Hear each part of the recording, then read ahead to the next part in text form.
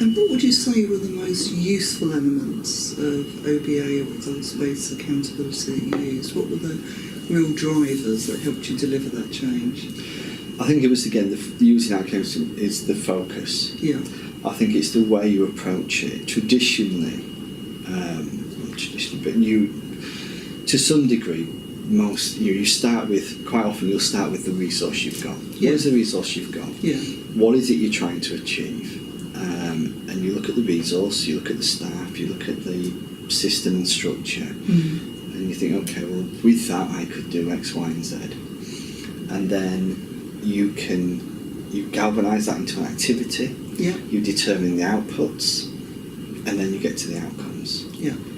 And in outcome-based accountability, you do the complete reverse. Exactly, yeah. You turn it completely on its head. Because actually the outcomes are then almost in that first model, by default. Yeah, yeah. You've started with there and you hope to get the outcomes at the end, and if you don't, it's too late. Yeah. So outcome-based ability, we used it to say, okay, we're taking the service into a different arena, a different way of working, a different way of looking at how we can support young people. Using some of the same practice, using the same service base like youth offending, intensive support, information advice and guidance, they stayed the same. But we looked at what is it we're trying to achieve. So rather than saying we have X now and we need to remove Y, and how does that look, we just put all that to one side and started with what is it as a service we want to achieve for young people going to a targeted service. We sat the managers in the room and said, this is what the task we've got to do. And we started with that. What is it? And we came up with a vision. We came up with these are the key outcomes we want to achieve against our corporate responsibilities. And for us, it's reduction of youth offending and reduction of young people who are not in education, employment, and training.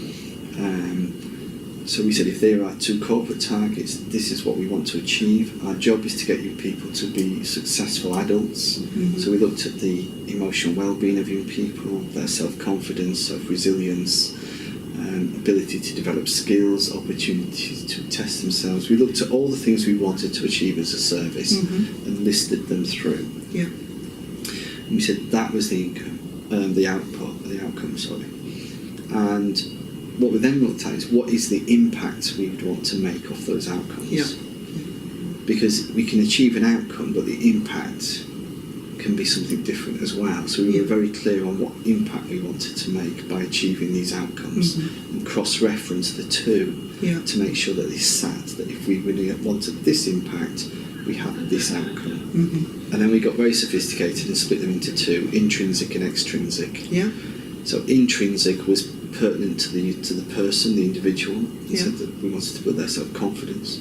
The extrinsic was more the results of that, which was back into employment, education, training, back into maybe accessing support mechanisms in health, or looking to develop schemes or opportunities, etc.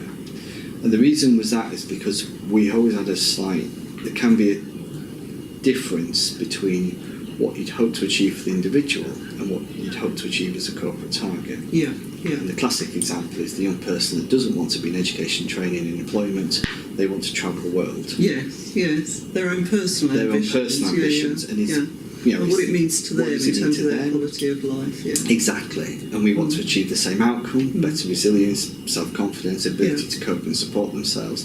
But what they choose to do with that sometimes isn't always the aim, the outcome you're looking for. Yes. So by splitting it into intrinsic and extrinsic, you have the ability to marry the two things up. Yeah, that's good. So we got very sophisticated, but we started there and we had that agreed. What we then did in terms of the next stage was going to a co-design model as well. So we brought HR and finance people that support us, colleagues, into our discussion. So we had a whole day where we planned this through. At the end of that day, we then presented it back to finance and HR colleagues, because they had to obviously come at it from a different perspective. And in presenting it back, it produces a soundboard where you can reflect back on what you've deliberated on. And also they came in and said, actually, listen to that for the first time, our thoughts would be. And then from their perspective, they also said from HR and from a financial perspective, you may want to consider these issues or thoughts. So it's a bit of challenge, but also a bit of support and help and challenge and support. Other ideas. And actually help shape that we have, we're working within a financial envelope, we have to make a reduction, so it starts to help shape some of the, okay, if this is what we're thinking in outcomes based, yes, this is how you would then start to shape up the next set of determinations, which is, how would you achieve this and what considerations would you need to make, so you don't inbuild a fault in the system as you go through. So that's strategy plan. Strategy plan. What we did then was, after those colleagues had commented, we went back again, had a second day, refined it even more, started to look to the next phase, and then what we did was exactly the same again, only this time we brought our middle tier managers in. So we got all the middle tier managers together, did exactly the same, presented them what our thinking was up to that date.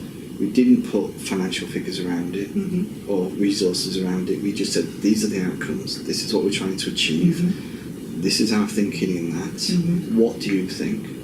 They were able then to bring their thoughts and ideas into it, challenge thoughts, same process, but from their professional experience, day-to-day knowledge of the day-to-day knowledge, their operations. They challenged us back, say, if you're thinking of doing that, it will mean this, and therefore we need to change X. So again, we got that next level of thinking in terms of the planning. So they inputted, and then we went, after that day, went back again as managers, as senior managers, to collate all that, rebuild it and build it to the next stage, and then we started putting the granular detail on.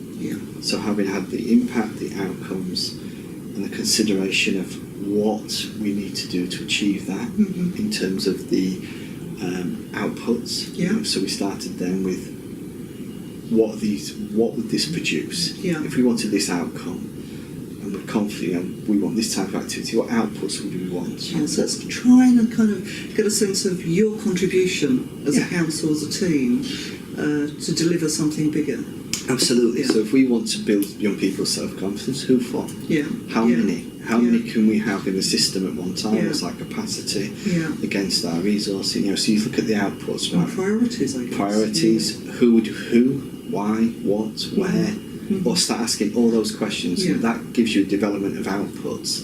This is something that you should be seeing these type of outputs. So having a service that delivers to one young person is probably not the output you want. Yes, it needs to be more like 5. Could be the 10,000. perfect service. Perfect service, but for one young person, maybe not the most efficient way of doing it. So you start, and the outputs gives you that scoping of what type of sort of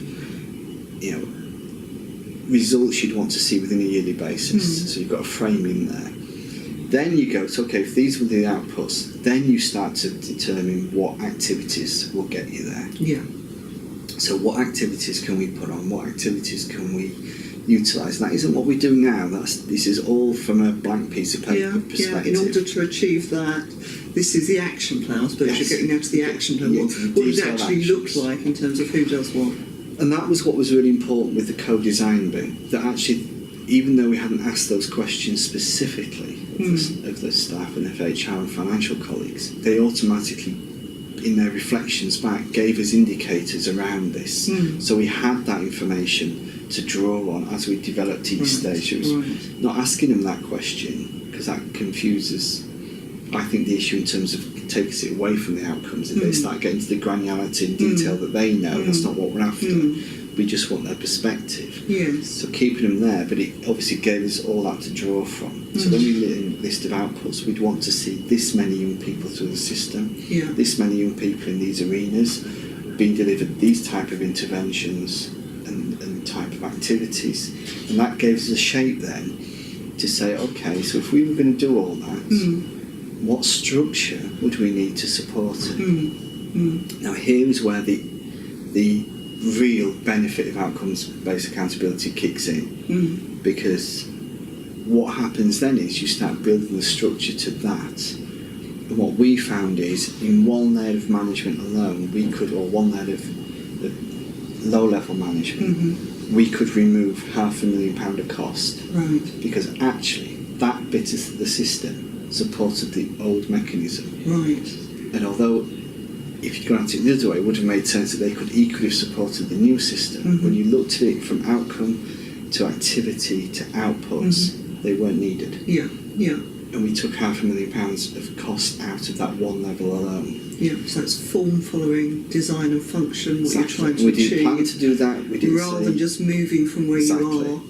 Yeah. So we went into a complete restructure Mm-hmm. and redesign in terms of saying if that level is not needed, because we don't need that level of there, what else can we do?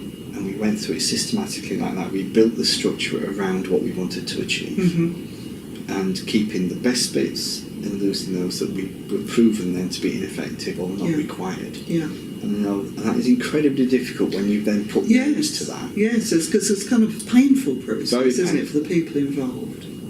And then what we did was said, okay, if that's the structure we want, we were then able to cost it. Mm. So what we had was a spreadsheet that financial and HR colleagues had designed for us, where you could effectively tick or untick any one level of post Yeah, or any post, yeah, and then it would automatically calculate the cost right, against your service budget. right. So what you're able to do is say, okay, if we took out these 6 posts, Yes, we could untick them yes, and our budget would move, so Yeah. we'd know exactly to the penny what we were reducing by or what we were increasing right, by. So if we said we wanted 8 more posts of this level, we could add them in, yeah, and then it would add the budget in, or we Yeah. could remove. So in all the calculations we were doing of posts and movement, we were able to keep the financial envelope solid. good. So you've So got you knew scenario planning and forecasting, if you Yeah. like, to give a bit of jargon to it, but you're also really focusing all the time on where to put the value Yes, in the system, based on the something structure. that's going to have the impact you want to have. That's it. And then it flows, and then putting the whole lot together, it flows through. Yeah. This is the impact, this is the outcome, these are the outputs, this is the activity that will generate that, and this is the structure and the financial cost to that. Yeah. So you actually reverse the whole normal procedure Yes. by putting the finance at the end. What we found was we could remove an additional 1.2 million out of the system Right. using that method, on the basis that yes, we lost some areas of work we didn't need to achieve, Yes. but financially it generated an additional 1.2 million. Now we already had 700,000 to save, Yes. so in total we took out just under 2 million in the service in one go. And roughly what percentage or proportion? That was about it's about 25 to 30% of our Right, budget right. went, Right. and we achieved it within the next year. Mm. So we planned this from the inception, which was when we decided that's where we wanted to go. We started in earnest we project planned it in the July, but we started in the September. Yeah. We completed it in the April, and the savings came out the following year. One. So we did it in that time.